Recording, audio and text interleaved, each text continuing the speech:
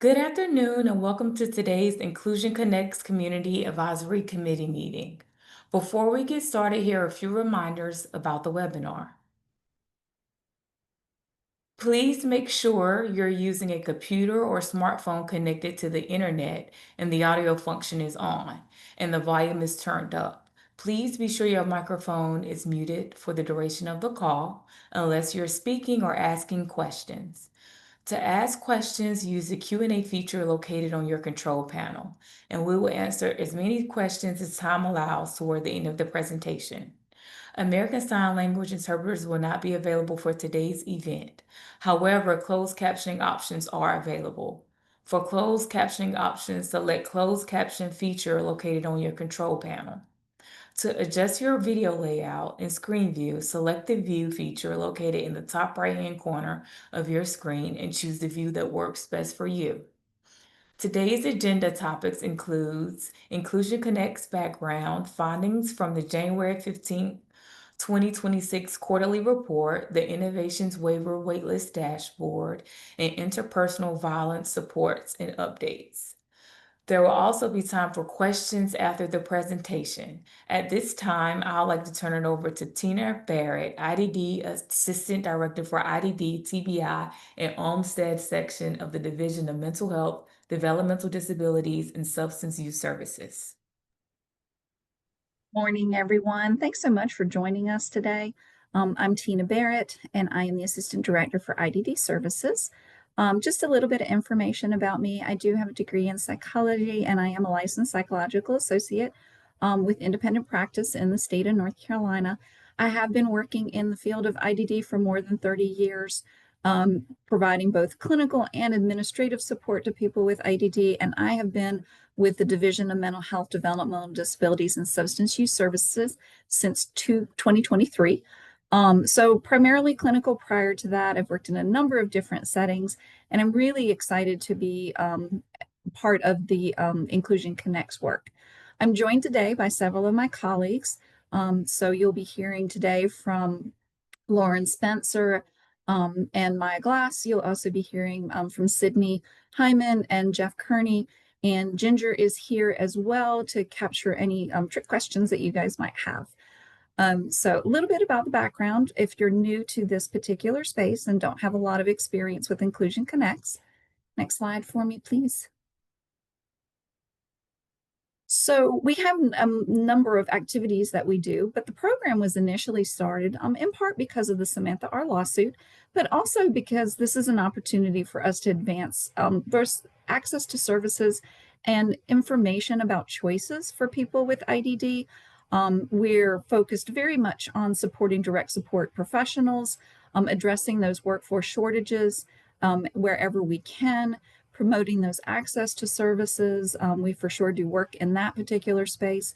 Lauren is our leader there, improving housing access, making sure that folks are educated and have information about those particular housing options that are available to them, and also strengthening supports within the interpersonal violence space. That is something that we were specifically asked to do. I'm very happy to say that Jeff Kearney has been leading that work and doing an amazing job. He'll provide an update around that today as well. And then, of course, we do have our Inclusion Works work that is happening. Claire Colligan is our lead within that space. She has an entirely separate quarterly meeting, so I encourage you guys to go out and find that information.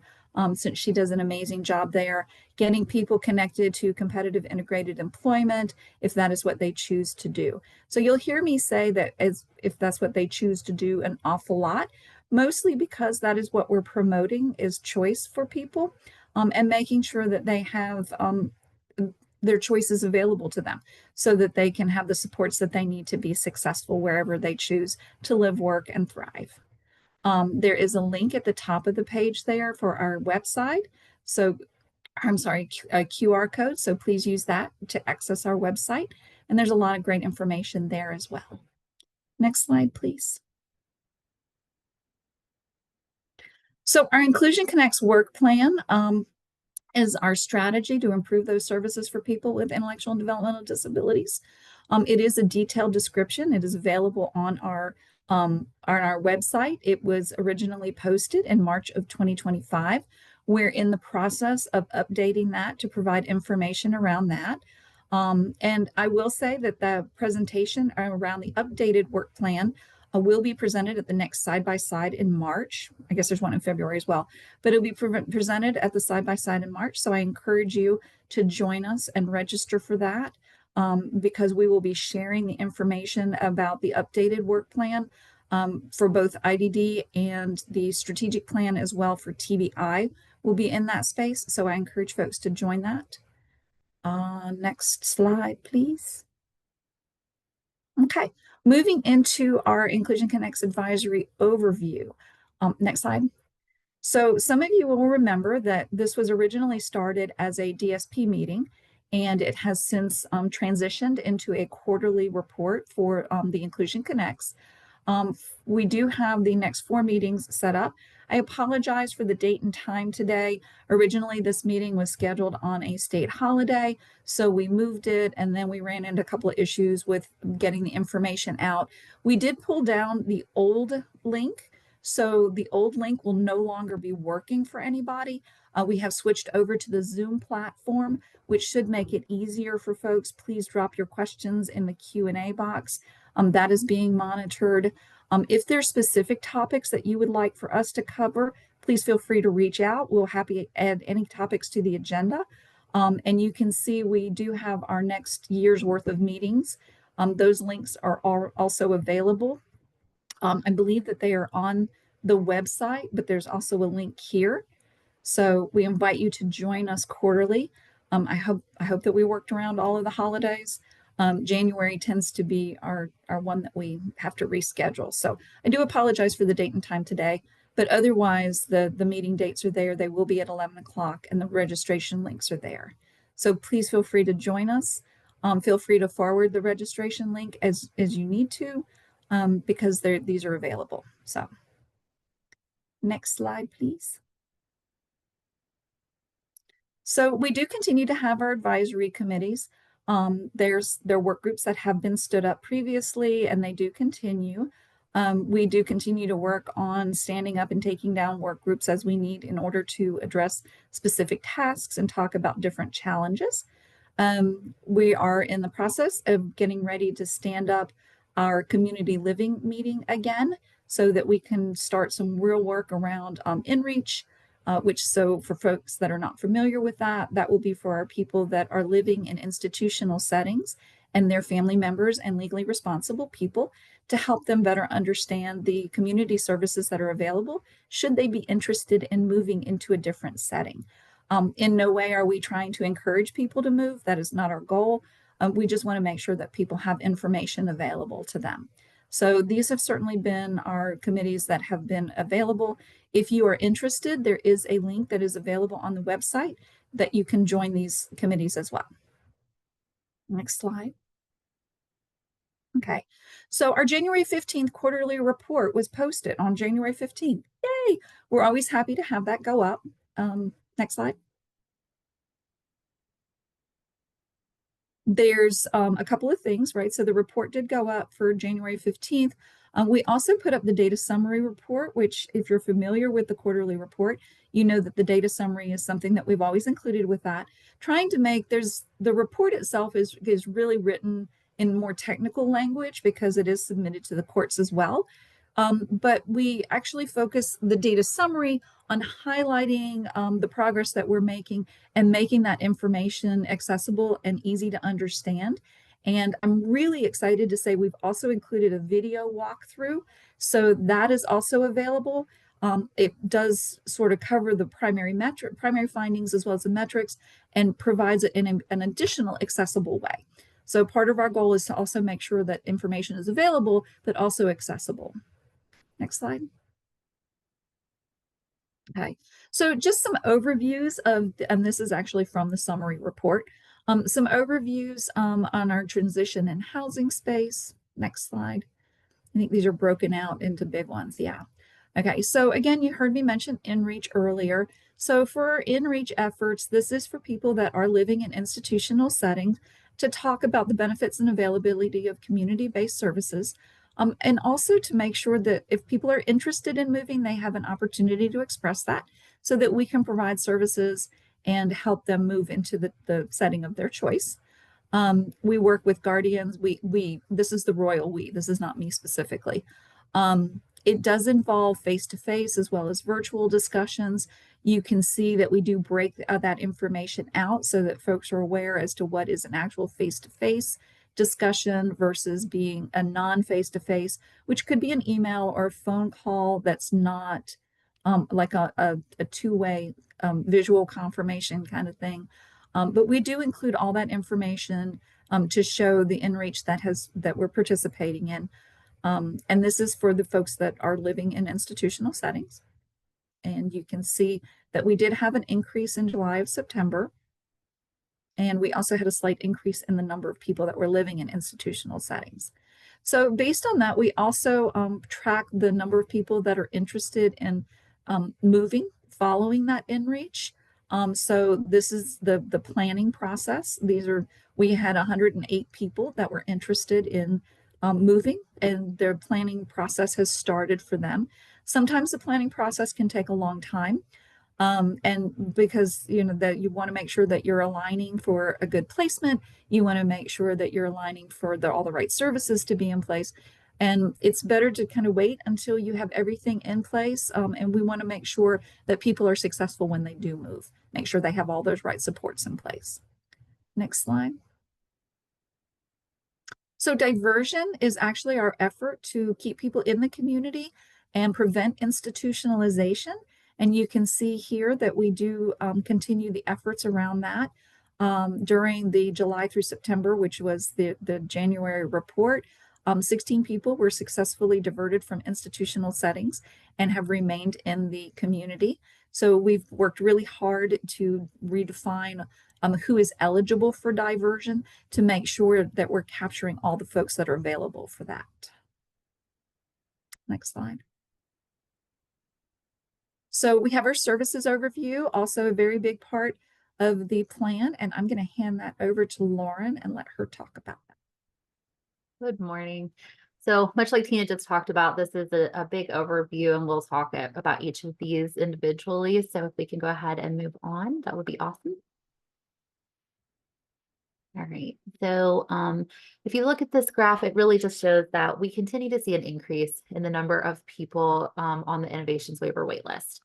The innovations waiver is the most comprehensive service that we have for folks with IED in the state of North Carolina. So it there are lots of people that are interested in this service. Unfortunately, there are not enough slots available to allow everyone who is interested and eligible to access that right now, which is why we continue to see this waitlist grow. We also are hoping that one of the reasons why this waitlist is growing is because more and more people are aware of this as a service option. But like I said, we do continue to see it grow month over month, quarter over quarter, as you can see here. Next slide, please. Not quite 15,000 is the total number of slots. And like I said, those are a static number until we are assigned more slots that are funded by the General Assembly. We cannot increase the number of people that can access this service. So this is we're trying really hard to work with what we have while also advocating for more spaces and slots for people. Next slide, please. We also look at the services that people are accessing while they're waiting on the innovations waiver waitlist. So as we continue to see the number of people on the waitlist grow, we also see the number of people receiving IDD specific services grow as well, at least for those folks on the wait lists, which is what this represents here.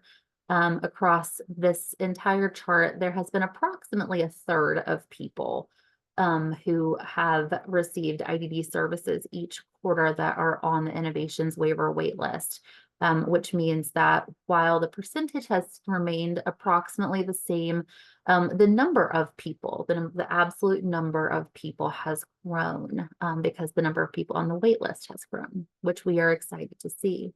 The number of people getting IDD specific services increased.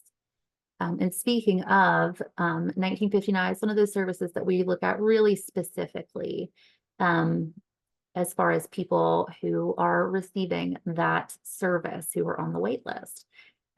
So when we look at this, 1959 is a really cool service because it's available to a lot of different folks.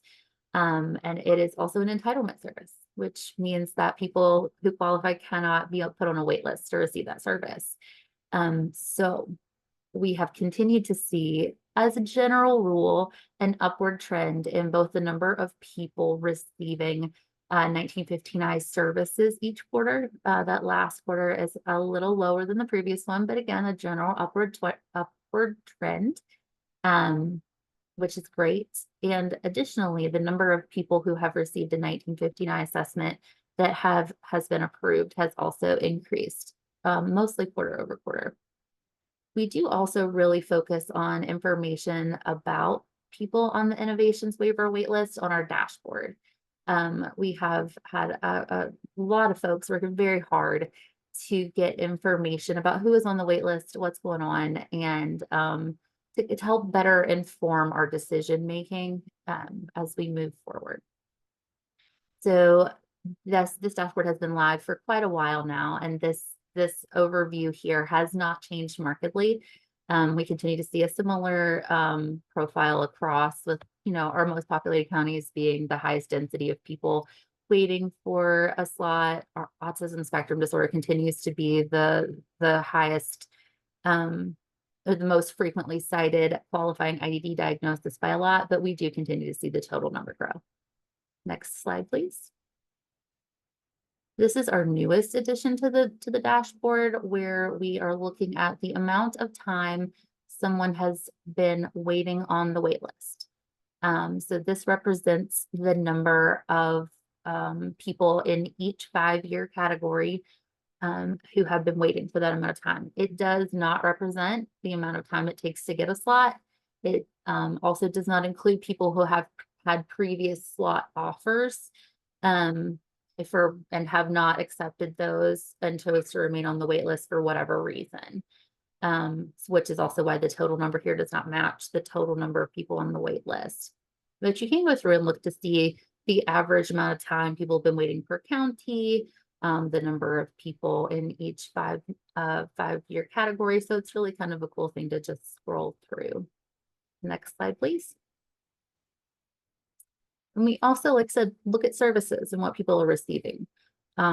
We do look at how many people are receiving different types of services. We look really specifically at IDD services.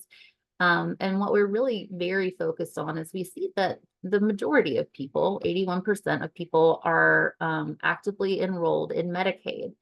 And that generally would result in a really good number of those folks. We would anticipate almost all of them would be eligible to receive some sort of IED service if they would be interested in that. But it also does not match the number of people receiving services. So that is something we're really paying attention to and looking at how we can increase the number of people receiving services in comparison, like I said, in particular, when you compare it to the number of people who have Medicaid, assuming they are interested in receiving those services. Next slide, please. I think I'm going to turn it back over to Tina.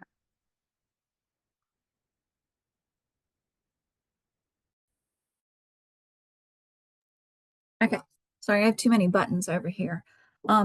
So as we're working hard to pay attention to the folks that are on the wait list, encouraging them to get into services that are potentially available to them, especially 1915I services, because those are entitlements, and those are things that are available, provided that a person is also Medicaid eligible, and also working to make sure that people that are Medicaid eligible are receiving Medicaid. So one of the other places that we're really looking at is our direct support professional workforce. And we've, rolled out a couple of different initiatives. One of the metrics that we track around this is the utilization rate. And that is the number of, or the number of units that are billed divided by the number of units that were authorized on a plan. And you can see based on the different LME MCOs that are presented here, it varies from LME MCO to LME MCO. I'm sorry, can we go back? Oh, thanks. So we're certainly working with our partners over at the LME MCOs to better understand, why there's such a big discrepancy. I'm happy to say, we did have a talk with Alliance, and Maya is our data guru. So we recently had a conversation with Alliance. We're seeing a slow decrease and trying to understand why we're seeing that. One of the big areas that we've started to do some work, and we always think this is going to be a lot easier than it actually is looking at relative as provider. That is certainly a topic that has been brought to our attention, definitely something that we have been looking at, discussing, trying to get that information to determine when those units are billed. Are they being billed by someone who's providing relative as provider? We have some folks that are not interested in doing that, but do it because they don't have the availability of a direct support professional. We have other folks that are doing it, but they also choose to do it, and it's something they want to do. So teasing out that billing and getting that information and having it in a clear-cut way has not proved to be as easy as we had hoped it would be, but it is something that we are looking at and working on. Next slide, please. Okay, so I'm going to turn over to Jeff Kearney to talk more about our interpersonal violence within the IDD and TBI space. Thank you, Tina. As Tina said, I am Jeff Kearney. I am the team lead for the work that we are doing with interpersonal violence in the IDD TBI space. And I'm super glad to be here with you guys to talk about some of the work we've been doing. Next slide, please. So I first wanted to give an overview of what interpersonal violence is and how it pertains to IDD and TBI. So in the simplest form, interpersonal violence happens when a person or small group uses power or control to harm others.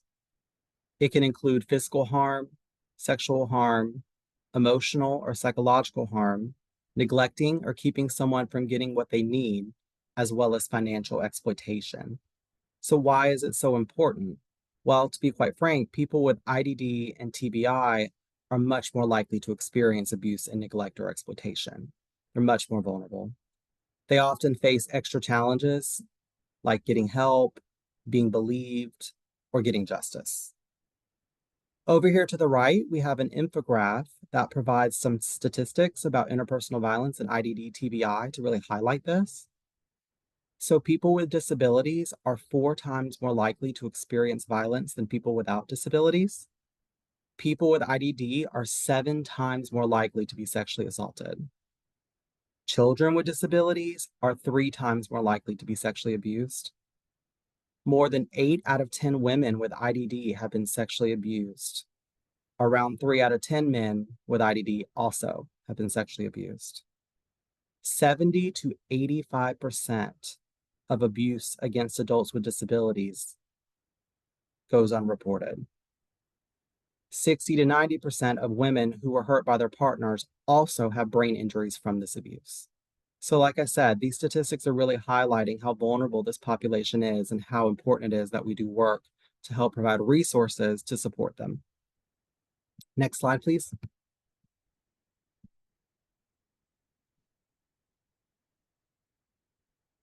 Thank you. So in response to these needs, we are very happy to report that we have created the Interpersonal Violence Resource Hub. This resource hub was recently added to the Inclusion Connect's webpage. It offers easy to understand trauma-informed information and tools specifically designed for people with IDD and TBI. So we're super excited to have this up. To go in a little bit more depth, the resource hub includes hotlines and websites to get help now. 2 of the big places that you can get the help you need is the North Carolina Coalition Against Domestic Violence, as well as NCCASA, the North Carolina Coalition Against Sexual Assault. The webpage provides statistics on IDD and TBI and IPV, like the ones I mentioned earlier. It also goes more in depth, giving information on how IPV may affect people with IDD or TBI and why it is such an important cause. It gives links to interpersonal violence resources specific for people with IDD or TBI. It's about a dozen links. We're very proud of this. These links provide help, education, training opportunities, ways to prevent violence. And lastly, the webpage has the contact information for NCDHHS in case there is additional questions or someone needs to reach out for help or guidance. So we are super excited to have this resource hub up, and I hope you guys will check it out. Over here to the right, we have the QR code that you can scan to visit this hub. I also think the link will be posted in the chat. And lastly, I wanted to say to stay tuned for upcoming events this year. We plan to do more stuff. We have some stuff in the works for webinars, training opportunities, so stay tuned. And thank you guys so much. And I want to pass it back over to Ms. Tina Barrett.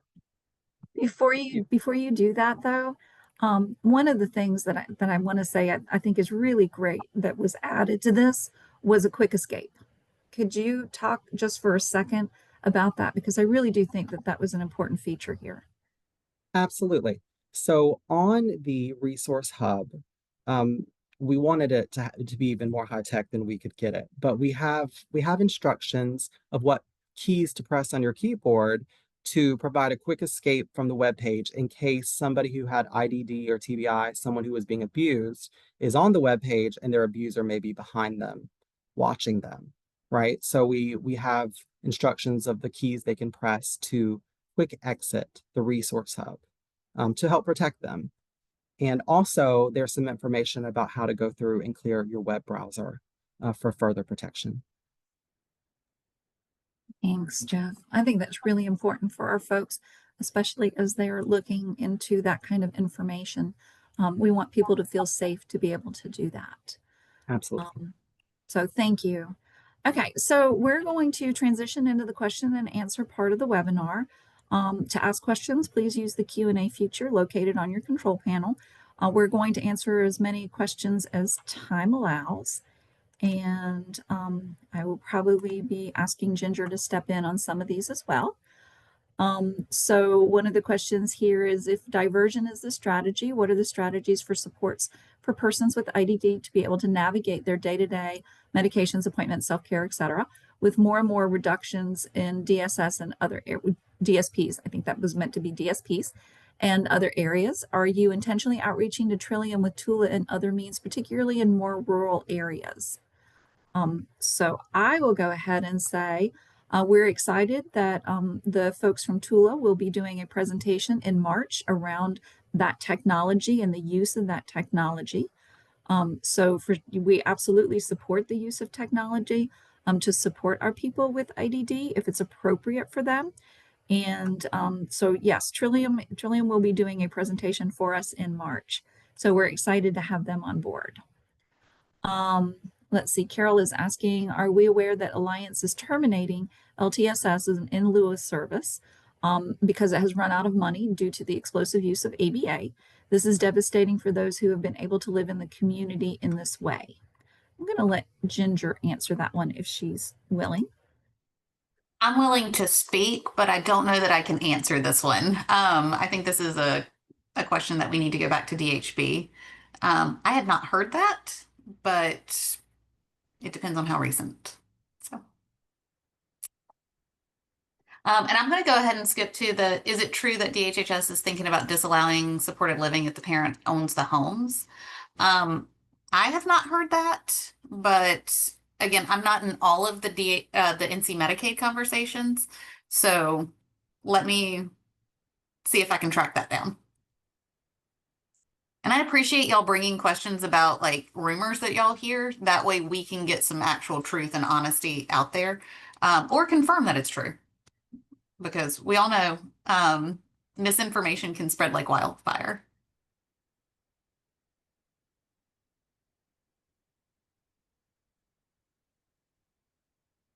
Okay. Carol, I just saw that it came out last week from Alliance. Okay. We will take that back. Thank you. Right. Carol also asked about cameras.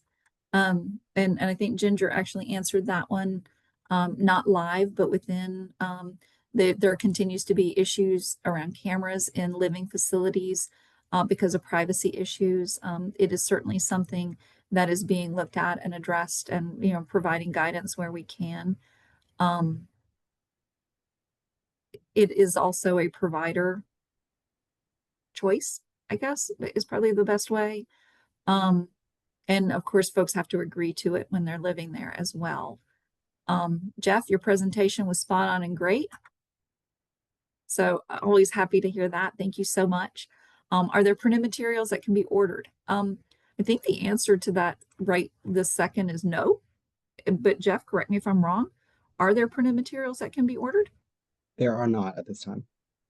But that is a great statement that we will take under advisement as a suggestion. I certainly love that. I think that would be something that would be great that we could make available to folks. When we talk a lot about, interpersonal violence and even things like trafficking and sexual health, those tend to be sometimes uncomfortable topics. And we want to make sure that we're talking about the uncomfortable topics that help keep our people safe and teach them to keep themselves safe. Okay. So so I'm going to ask one of our technical people to answer. The link for this meeting will also be the link for future meetings. Is that correct?